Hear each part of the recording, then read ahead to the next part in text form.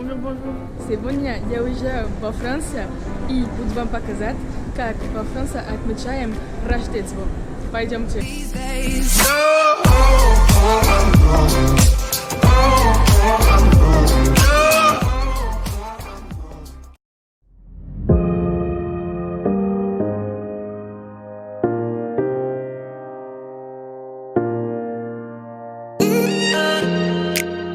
Я хочу вам показать, как мы отмечаем Рождество во Франции.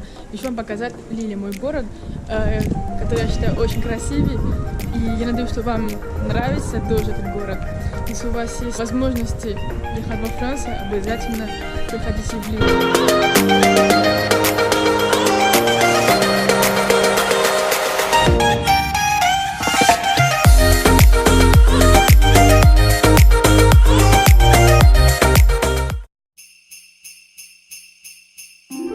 Итак, привет, ребят, находимся в рынок с моей подругой Злен.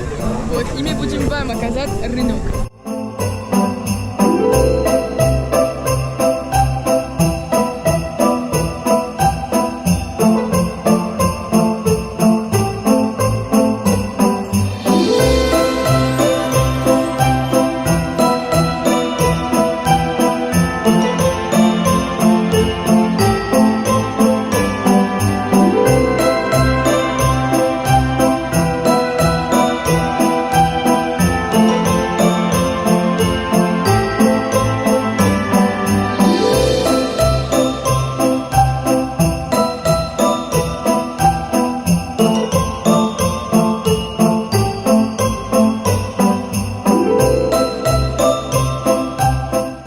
Qu'est-ce qu'on mange pour Noël?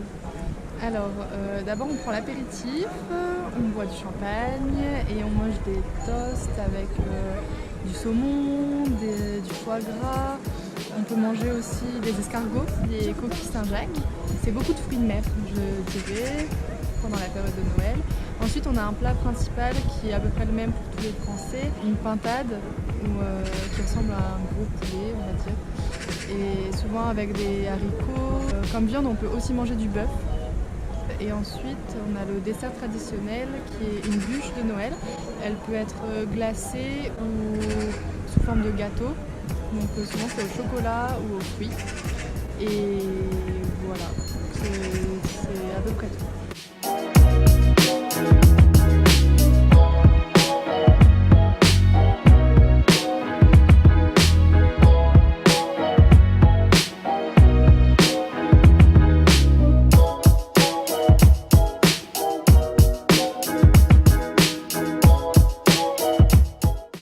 Et quand est-ce qu'on fait Noël? Le 24 ou le 25? Alors ça dépend.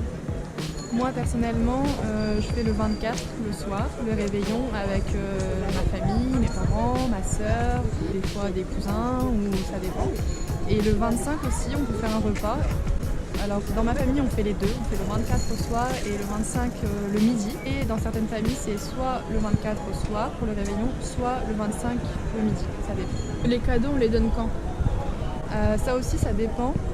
Souvent, quand il y a des enfants, je dirais qu'on donne le 25 le matin, quand les enfants se réveillent, parce qu'il y a la légende du Père Noël. Mais quand tout le monde est grand et qu'il n'y a pas d'enfants et plus personne qui croit au Père Noël, je dirais qu'on donne le 24 à minuit. Donc dis-nous si tu sais qu'en Russie, le Noël, donc le Nouvel An, on le fait le 31 décembre. Non, je ne savais pas. Je trouve que c'est intéressant, c'est vraiment une différence qu'on a avec la France. Parce que nous, Noël, c'est vraiment ancré dans la tradition comme étant une fête de famille. Le moment auquel on donne vraiment les cadeaux, ça serait vraiment au moment de Noël et pas Nouvel An. Et donc Nouvel An, c'est plutôt entre amis ou en famille? Jusqu'à un certain âge, ça resterait en famille quand même, forcément, mais quand on grandit, au niveau à peu près de l'adolescence, même 17-18 ans, même ouais, 17-18 ans, on passe vraiment Nouvel An entre amis. Après, il y a toujours des exceptions forcément, mais la plupart du temps, c'est vraiment une fête où les amis se retrouvent, une grosse soirée, on danse, on boit un peu, vraiment on fait la fête. Et oui, parce que Noël, c'est vraiment famille et Nouvel An, amis. Et donc, tu nous as t'as dit ce qu'on mangeait en France. Quand je veux dire ce que je sais par rapport aux Russes, comment ils mangent justement pour le Nouvel An. En entrée, alors ils ont du caviar déjà, donc ça c'est dans toutes les tables russes, c'est vraiment une tradition. Sachant que le caviar en Russie forcément il coûte moins cher, donc c'est vraiment accessible à beaucoup de familles. Ensuite, ils mangent beaucoup de salades, ça c'est vraiment aussi hyper traditionnel. Et ensuite, en plat principal, ça va être de la viande en général. Et par rapport au dessert, il n'y a pas vraiment de dessert. Alors j'ai demandé avant de venir à quelques Russes, on va dire qu'il y a la moitié qui m'ont dit qu'ils avaient un gâteau en dessert, mais c'est pas indispensable pour eux en fait. Donc ils peuvent faire le Nouvel An sans avoir de dessert. Voilà, en plus en général ils ont comme nous en fait l'alcool. C'est un peu comme nous, c'est pas forcément que de la vodka, c'est aussi, il peut avoir du vin, il peut avoir du champagne, en fait toutes sortes d'alcool, donc c'est pas parce que c'est des Russes qu'ils ont que de la vodka. Donc voilà. Est-ce que tu savais ou est-ce que tu pensais que justement en Russie c'était que de la vodka? Je m'étais jamais vraiment posé la question, mais c'est vrai qu'on a de gros clichés sur les Russes par rapport à la vodka, comme quoi c'est l'alcool local et que les Russes ne boivent que ça. Après, c'est vrai que je suis pas si étonnée que ça par rapport au champagne, au vin, parce que c'est des produits assez connus et que tout le monde voit au final dans n'importe quel pays. Et c'est vraiment le champagne par exemple un alcool festif, donc ça m'étonne pas trop.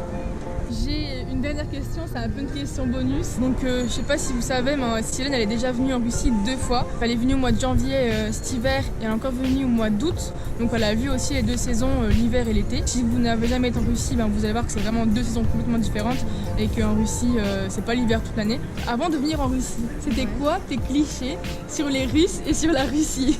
Je pense qu'on avait beaucoup de clichés, que comme tout le monde j'avais beaucoup de clichés par rapport à la Russie. C'est vrai qu'avant de venir en Russie, je pensais qu'il faisait froid tout le long de l'année et qu'au mois d'août peut-être les températures ne dépassaient pas les 20 degrés et que l'hiver durait 6 mois et que c'était vraiment long, de la neige partout tout le temps. Et au final j'ai découvert que pas du tout parce que j'y suis allée au mois d'août et il faisait 30 degrés, 35 même, et il faisait vraiment plus chaud que dans le nord de la France où j'habite. Un autre cliché aussi qui était présent pour moi, c'était le caractère entre guillemets des Russes, parce que j'ai eu quand même l'occasion de connaître d'autres Russes avant d'aller en Russie. Et ce qui ressortait le plus pour moi, c'était le fait que les Russes faisaient souvent la tête et ne souriaient pas trop quand on les croise dans la rue ou même quand on leur pose des questions, et qui sont pas trop aimables. Alors je dirais que c'est vraiment un gros cliché, parce que quand on apprend à les connaître, ils sont vraiment super accueillants et toujours prêts à t'aider. Ça c'est vraiment quelque chose que j'ai découvert, parce que je pense qu'au premier abord les Russes sont peut-être un peu froids avec nous, mais quand on apprend à les connaître, ils pourraient vraiment tout faire pour nous aider, vraiment tout faire. Je pense que c'est vraiment un gros cliché, que les Russes font tout le temps la tête et tout, et en fait c'est vraiment pas vrai. Après il y a des exceptions, mais c'est comme toutes les nationalités, en France c'est pareil. Mais vraiment les Russes, je trouve qu'ils ont vraiment un grand sens de l'hospitalité et de l'aide aussi. Спасибо.